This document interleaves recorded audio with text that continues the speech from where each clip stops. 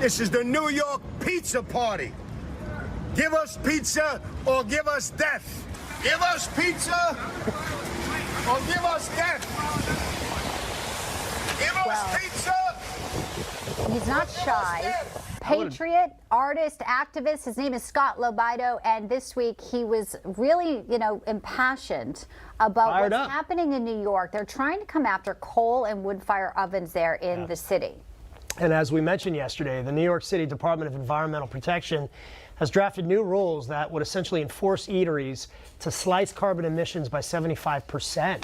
Now, that rule could require pizzerias with ovens installed prior to 2016 to buy emission control devices that cost thousands of dollars. So that's a major expense for a lot of these restaurants. Right. And, the backbone of the entrepreneurial spirit in America is these, small family-run businesses. We were upset about it. We were also hungry looking at some of the video here. Let's welcome in that man, Scott LoBaido.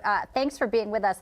You were so impassioned, sir. You said, I'm going to go right to City Hall. Tell us about how you thought of this idea, the video that's gone viral.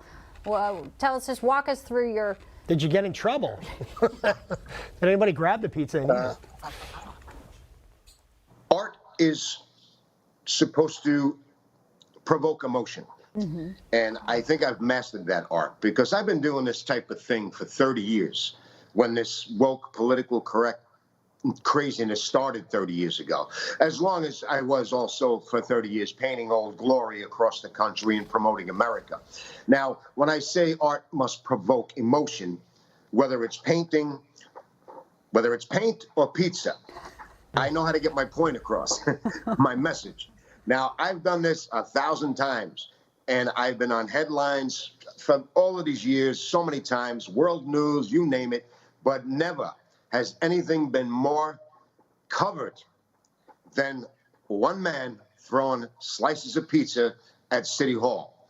It was the shot heard around the world because it was the Boston Tea Party, as I call it, the New York Pizza Party, because people have been fed up, not about just this pizza situation, but all of the situations like this. The government taking all our freedoms away, pushing out the businessman, the small mom and pop businesses out of these big cities. Yeah. Well, we see a police officer. Yeah, I was going to say, one of the questions I asked, did you get in any trouble? And I see an NYPD officer coming over and talking to you. Did you get any citations, or was it simply, okay, stop throwing the pizza? Well, it was a point where I know, I've been arrested many times doing this, and I have the highest regard for my police department because they're always humiliated by the same woke people, feed the criminals, starve the police. So they were right there. They're positioned right there at the booth at the gate.